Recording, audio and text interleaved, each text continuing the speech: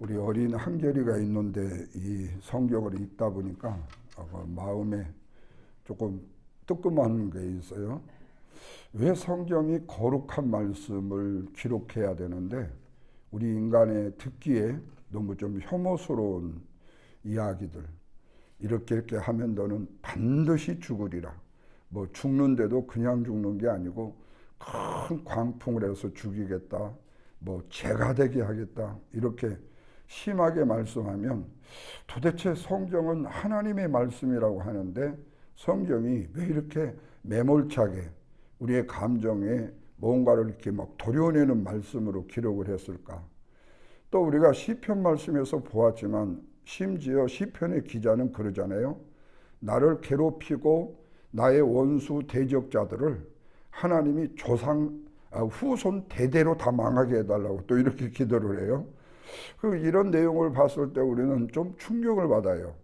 하나님의 말씀이라는 내용이 왜 그럴까 하는 거예요. 근데 우리가 이 사실을 기억하기 전에 먼저 우리가 기억해야 될 게 있어요. 그게 뭐냐면은 하나님이 기록하신 말씀은 우리의 인간의 죄성을 들추어내는 말씀이에요. 그러니까 우리 인간은, 우리가 먼저 생각하실 것은 우리가 지금 생각하는 인간 자체는 절대로 선한 인간이 될 수가 없어요.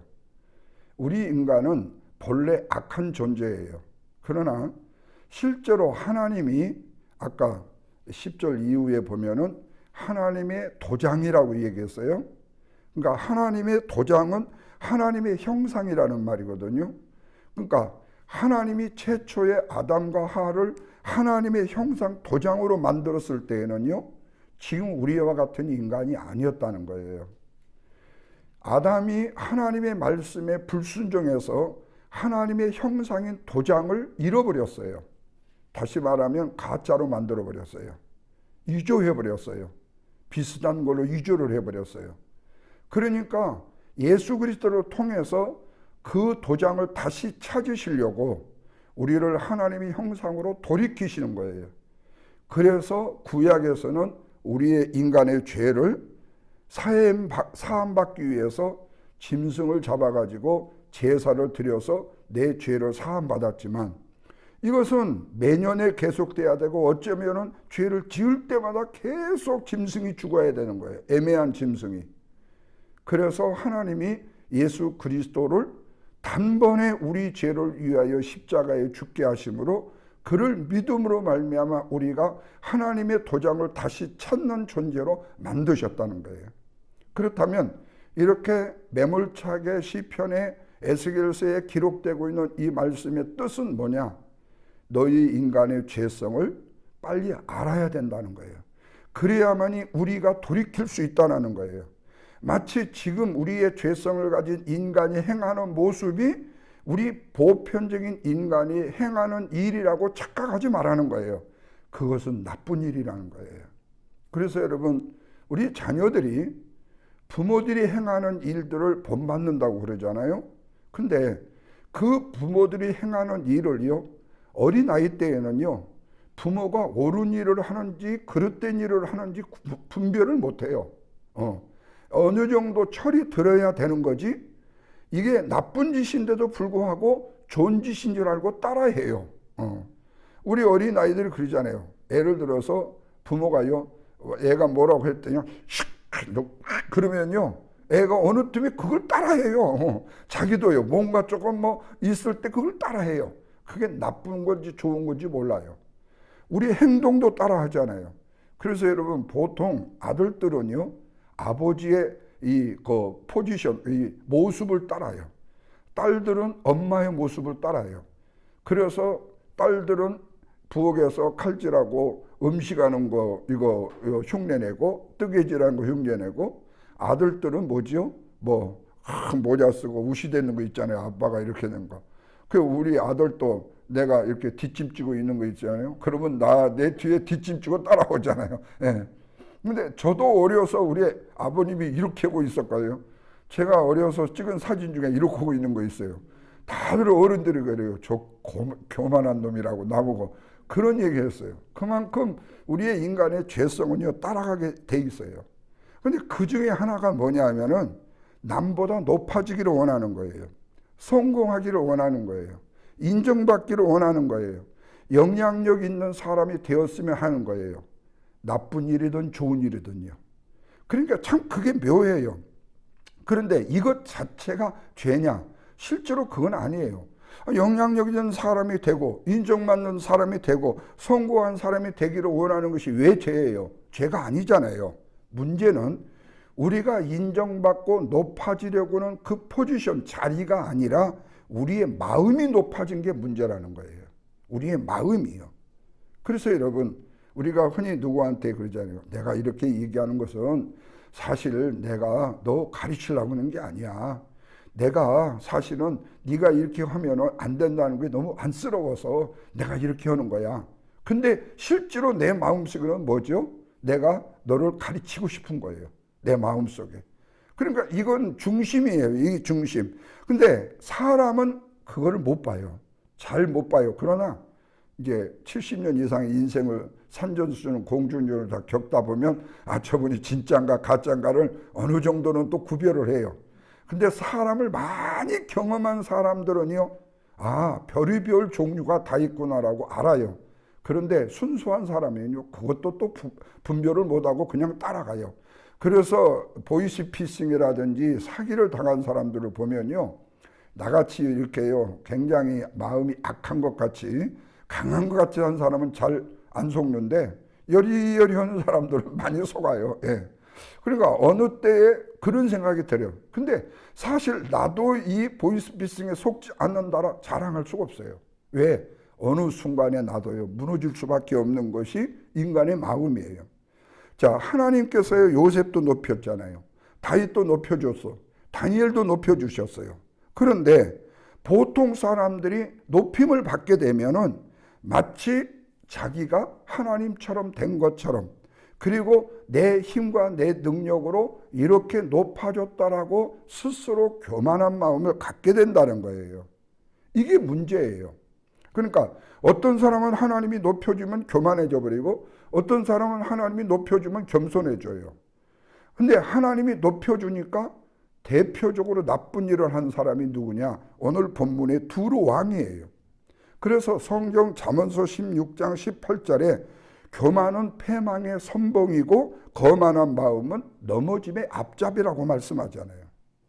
자, 우리가 어제도 말씀을 통해서 세계 최고의 무역 도시가 바로 두루였다고 말씀을 나누었어요. 그런데 그 두루의 왕이 교만했다는 사실도 알아요. 왜? 두루는 모든 재산과 지혜와 권세를 다 가졌어요.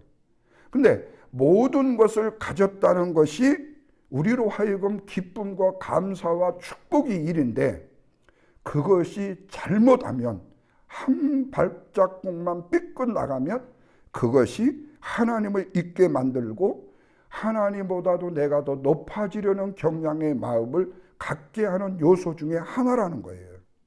이런 면에서 오늘 본문의 말씀이 굉장히 중요한 교훈을 줍니다.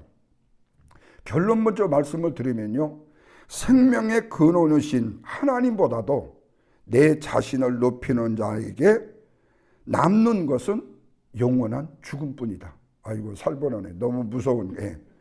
그 자신을 높이는 자에게 마지막 결론으로 남는 것은 영원한 죽음이다. 왜 그런가를 보십시다. 먼저 1절에서 10절을 보시면요, 하나님은 자신보다 높이는 자는 반드시 심판을 받게 하신대요. 반드시요.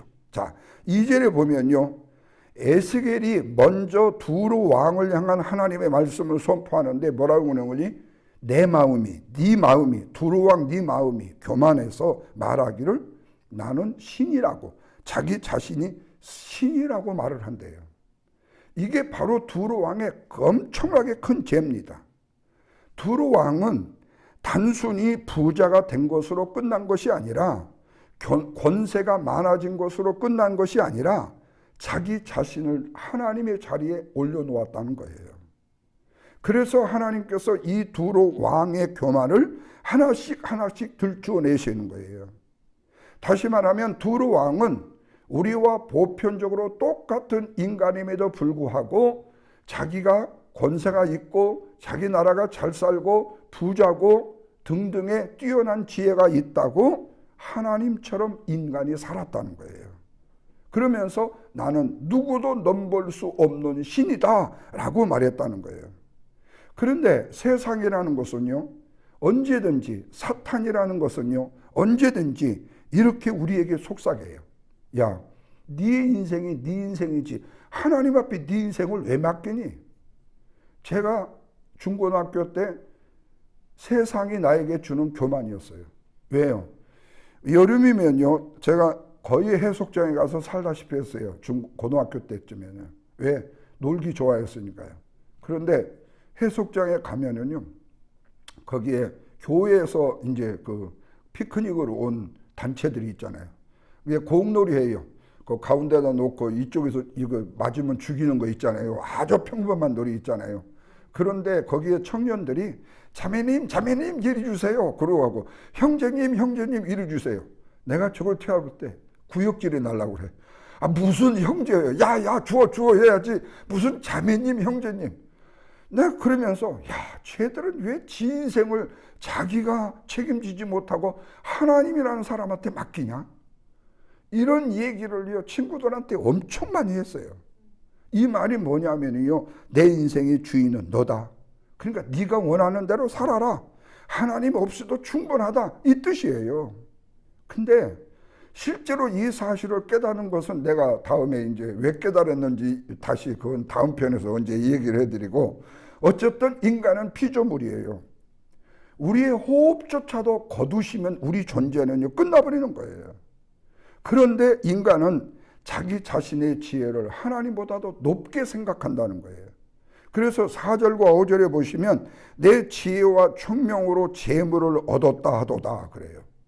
그러니까 두로는 뛰어난 무역 외교의 최고의 도시인데 이 성공이 하나님을 더 찾게 만드는 성공이 아니라 하나님 없이도 살 수 있다는 착각으로 만들어 간다는 거예요. 그래서 여러분, 우리가 흔히 꼭 하는 얘기가 그거예요. 인간적으로도요. 잘 될 때 조심하라고요. 형통할 때 조심하라고요. 근데요, 잘 될 때에는요, 뒤를 안 돌아봐요. 앞만 가요. 그러다가 넘어지고 그러다가 자빠져요. 그러면서 하는 얘기가 뭐라고 보니, 내가 그렇게 열심히 살 때, 열심히 앞으로 할 때 뒤 좀 한번 돌아봤었어야 돼.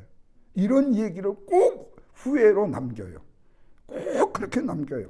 그러면 그 이야기를 듣는 젊은 세대들은 그 말을 나도 뒤돌아봐야지 이렇게 생각하는 사람 한 사람도 없어요. 그래도 마이웨이예요. 에이, 뭐 지금 뒤돌아볼 필요 어디 있어요. 다시 말하면 나에게 주어진 성공이 감사가 되지 못하면요, 뭘로 변해버려요? 교만으로 변해버린다는 거예요. 그래서 하나님은 반드시 교만한 자를 낮추시는 역사적 사명을 갖고 계셔요. 그래서 7절에 보면은 하나님께서 이방 민족을 보내가지고 두로를요 무너뜨려요. 근데 그것도요 한순간이었어요. 최고의 도시가, 최고의 지혜가 있는 사람이라는 곳이 순식간에 무너지고 맙니다. 이것은 자기 자신이 신이라던 두로 왕 자체가 바로 칼 앞에서, 이방인들의 칼 앞에서 아무 힘도 못 쓰고 순식간에 무너지고 만다는 거예요. 여러분, 제가 이전에도 말씀을 드렸듯이 아수르 제국, 바벨론 제국 등등의 제국을 보십시오. 정말로 어마어마했습니다. 그런데 그 제국이 무너지는 것이요, 한순간에 무너지고 맙니다. 여러분, 바벨론 제국은요, 이 사막 한가운데다가요, 그 2만 명 정도가 사는 그 빌리지 성왕에다가요, 뭘 만든 줄 아세요? 수로를 만들었어요. 수로. 이 바다 강에서요, 수로를 끌어왔어요. 사막에 수로를 끌어와가지고요, 어떻게 한 줄 아세요? 그 안에, 집집마다 앞에 이 하수도와 상수도를 다 만들었어요. 그리고 그 도시 안에 모든 물이 흐르게 만들었어요. 사막 한가운데다가요. 생각해 보세요. 어떻게 그 일이 가능해요? 여러분, 이스라엘에서요, 마사다라는 곳이 있습니다. 그것은 이스라엘의 로마가 침공해 왔을 때 마지막에 요새지가 바로 마사다라는 곳인데 성지순례 가신 분들은 사해바다 앞부분에 있죠. 그 소금벽이 바로 소금산이 거기 있어요. 근데 그곳에요, 이 한 400m 이상, 한 600m 정확히 그걸 모르는데 이 높이의 산인데, 민둥산인데 여기다가 요새를 만들어 가지고 이스라엘의 열성당원 350명이 마지막까지 거기 올라가 가지고 로마가 이거를 침공을 할 수 없어 가지고 그 밑에다 마사다라는 가벽을 만들어요. 흙을 싸 가지고 나중에 장군이 올라가서 그들을 죽이려고 하는데 이미 그들이 올라가기 전에 자기들이 다 죽어요. 자결을 해요. 딱 어린아이 가진 아줌마 한 사람 살리고. 그 열성들. 근데 그 올라가시면 그게 뭐가 있는 줄 아세요? 스팀 사우나가 있어요. 스팀 사우나가. 그런데 그 중간에요, 엄청나게 이 산, 마사다라는 산 그 중턱에 어마어마하게 큰 이 우물이 있습니다. 그 우물에 물을 어디서 길러온 줄 아세요? 지중해에서요, 600km를 수로를 내가지고 그 물을 가져온 거예요. 그러니까 지금 우리로서는요, 물론 뭐 지금 시베리아도 가스를 이렇게 하는 관도 연결할 정도니까 해저에다가 뚫는 거니까 지금의 시대에는 아무것도 아닌 것 같지만, 그러나 그 열악한 환경에서 그 일을 행했다는 거예요. 엄청난 지혜고 엄청난 힘이죠. 그런데 그보다도 훨씬 더 능가했던 두로라는 나라의 8절에 보시면 그가 구덩이에 내려가 죽을 것이라고 말씀을 한다는 거예요. 9절에서는 죽이는 자 앞에서 나는 하나님이라고 말을 하겠느냐? 그 말이에요. 자, 우리 근데 그러잖아요. 너 세계 최고 유명한 강도야? 도둑이야? 조폭이야? 마지막에 사형을 하는데 너 지금도 그렇다고 생각해? 그러면 지금도 그렇습니다. 이렇게 대답하는 사람보다도요, 마지막 사형 직전에는 제가 잘못했지요. 왜? 혹시라도 사형 앞에서 살려줄 수 있을지 모르니까 말이라도 그렇게 할 거예요. 그런데 지금 하나님은 그렇게 말해요. 내가 구덩이에서 죽을 것이고 죽이는 자 앞에서 네가 하나님이라고 할 수 있겠냐? 그 말이에요. 이건 참 통렬한 질문이 아닐 수 없죠. 그런데 그래요. 인간은 죽음 앞에서 모두 동일해요. 그런데 우리가 더 기억할 것은 힘이 있다는 것도, 돈이 있다는 것도, 능력이 있다는 것도, 권세가 있다는 것도, 유명하다는 것도, 그리고 또한 명예가 있다는 것도 인간의 죽음은 막을 수 없다는 거예요. 오직 죽음은 생명의 주인이신 하나님께 있다. 하나님은 오늘 우리에게도 동일한 질문을 하셔요. 너는 누구를 의지하며 살아가는가? 혹시라도 너는 내 경험과 재산과 건강과 능력을 의지하며 살아가고 있는가? 교만이라는 것은 하나님 없이도 살 수 있다라는 무한한 가능성을 가진 인간의 아름답지 못한 모습이라는 거죠. 바로 두루 왕을 통해서 우리에게 이 한 가지를 먼저 교훈해 주셔요. 자, 두 번째로 11절에서 19절을 보면요, 하나님의 영광을 떠난 사람에게 마지막에 슬픈 애가 노래를 지으라고 해요. 그럼 분위기가 달라지겠죠? 자, 하나님께서는 두루 왕을 위해서 애가를 부르게 하여, 이 애가는 승리의 노래가 아니라 슬픈 노래라고 했죠? 왜? 한때 좋았기 때문에. 그래서 하나님께서는 세상의 모든 피조물들을 아름답게 만드신 거예요. 그래서 12절에 보면 지혜가 충족하며 온전히 아름다웠도다. 그러면서 13절에서는 에덴 동산의 아름다움을 비교해요. 그리고 이 천국에 있는 갖은 보석들에 대한 이야기, 체계의 영광인 하나님의 선물을 말씀해 주어요. 그런데 교만이 이것들도 다 짓밟아 버렸다. 15절에 보면 불의가 드러났다. 17절에서는 내 마음이 아름다움으로 말미암아 교만했도다. 그러니까 인간은 참 이상하지요. 아름다우면요 교만해져요. 그래서 얼굴값 한다고 여자분들한테 흔히 얘기하잖아요. 그 얼굴이 또 이쁘다고 생각하면요 톡톡 튀어요. 그리고 또 뭐 남자도 뭐 저 정도 생겼다고 생각하면 좀 교만하고요. 예. 그러니까 보면 그런 문제들이 우리 앞에 있잖아요. 재물이 문제가 아니고 능력이 문제가 아니에요. 하나님보다도 크다고 자부할 때에 하나님보다고 크다고 자랑할 때에 그럴 때에 죄가 된다는 거예요. 여러분, 사탄의 근본 존재 누군지 아시죠? 사탄이요? 하나님의 가장 오른편 좌편의 천사였어요. 그런데 그가 하나님처럼 되려고 하다가 타락해서 사탄이 된 거예요. 하나님보다 높아지는 순간 타락하는 거예요. 두로 왕도 안타깝게도 바로 이렇게 타락하고 말았어요. 마지막이 어떻게 됐을까요? 18절 보십시오. 내가 불을 불어 너를 사르게 하여 너를 땅 위에서 뭐가 되게 한다고요? 재가 되게 한대요. 세계 최고의 왕이 마지막 순간에 한 줌의 재가 되어버렸어요. 근데 여러분 마찬가지예요. 우리 인간도 그래요. 땅에 묻혀서 땅에 재물이 되어 우리의 뼈가 다 녹아지면 모르지만 그렇지 않고 화장을 하게 되면 한 줌의 재가 돼요. 인간의 교만은 결국 이렇게 된다.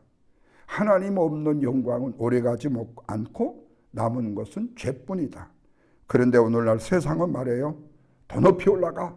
더 유명해져. 더 많이 가져. 하나님은 말씀해요. 나보다 높아지지 말라고요. 하나님은 하나님 안에 있을 때 우리로 하여금 가장 안전하다고 말씀을 해요. 분명히 오늘 본문은 두 가지를 말씀합니다. 하나님보다 자신을 높이는 자는 반드시 낮아진다고요. 하나님을 떠난 영광은 결국에 한 줌의 재로 끝나고 만다고요. 그래서 하나님 옆에 겸손히 사는 것은, 그리고 하나님을 높이는 것은 영원히 사는 비결이다. 그래서 빌립보서 2장에도 예수님은 하나님과 동등됨을 취할 것으로 여기지 아니하시고 내 자신을 죽기까지 낮추셨다고 했잖아요. 그리고 십자가를 지셨기에 하나님이 지극히 부활이라는 영광으로 높여주셨잖아요. 이게 하나님의 나라의 원리죠. 여러분, 하나님은 교만을 무너뜨리지만요, 교만한 사람은 무너뜨리지만요, 겸손한 사람을 높여주십니다. 그렇다면 우리의 입술에서 내 힘으로 내 능력으로 할 수 있다가 아니라 하나님의 은혜가 아니면 나는 아무것도 할 수 없습니다 라고 겸손하게 고백하는 하루가 되어진다면, 무엇보다도 생명의 근원이 되신 하나님을 우리의 자신보다도 높이는 삶이 아니라 생명의 근원이신 하나님을 먼저 높이는 우리들의 삶이 되므로 하늘 위로부터의 아름다운 영원한 생명의 기쁨과 축복을 누리는 저와 여러분의 삶, 오늘 하루도 우리의 인생의 삶에도 지속될 수 있기를 주님의 이름으로 부탁을 드립니다. 기도하겠습니다. 하나님 아버지, 말씀을 통하여 교만한 두로 왕의 마지막 모습을 봅니다. 안타깝게 그지없습니다. 하나님은 높여주셨고 갖게 해주셨고 또한 재능도 주셨고 능력도 주셨는데 그 하나님이 주신 것을 내 힘으로 내 능력으로 이루었다고 교만했던 것, 그로 인하여 두로 왕은 한 줌의 재가 되고 말았습니다. 오늘 우리에게 주시는 교훈도 그겁니다. 내가 지혜가 있는 것도, 물질을 가진 것도, 내가 건강한 것도, 내가 다른 사람의 영향력을 끼칠 수 있는 것도 모두 다 하나님의 아름다운 은혜로 주신 것인데 내 힘과 내 능력으로 가졌다고 생각할 때가 있습니다. 주님, 사탄이 우리에게 주는 마음 벗어버리게 하여 주시고 은혜의 마음으로 변하게 하여 주셔서 내가 높아지기보다는 낮아지게 하시고 자랑하기보다는 섬기게 하여 주시고 우리의 말과 생각과 행동 속에 교만을 버리게 하시고 겸손을 힘입게 하여 주옵소서. 생명의 근원 되신 하나님만 의지하게 하여 주옵소서. 우리의 가정과 교회가 세상의 영광이 아니라 하나님의 이름을 높이고 말씀 앞에 겸손히 서게 하여 주시옵소서. 우리를 위하여 가장 낮은 자리까지 내려가셨던 예수님의 겸손함을 배우게 하여 주시옵소서. 이 마음을 가지고 내가 안고 있는 질고를 치유받게 하여 주시고 내가 안고 있는 문제를 해결받게 하여 주시고 우리가 안고 있는 모든 문제들을 해결받는 겸손한 마음, 하나님이 기뻐하시는 마음, 하나님이 원하시는 마음 갖게 하여 주셔서 우리의 중보의 기도가 힘있고 능력 있게 하시고 우리의 삶이 아름답고 기쁨에 넘치는 삶이 되게 하여 주시옵소서. 우리 그린빌 재단에 속한 사랑하는 모든 성도들 영원히 잘됨같이 범사가 잘되도록 도와주시고 하나님의 은총의 아름다운 축복을 겸손한 마음으로 받아 누리는 복된 성도들 되게 해 주옵소서. 예수님의 거룩하신 이름으로 축복하며 기도하옵나이다. 아멘.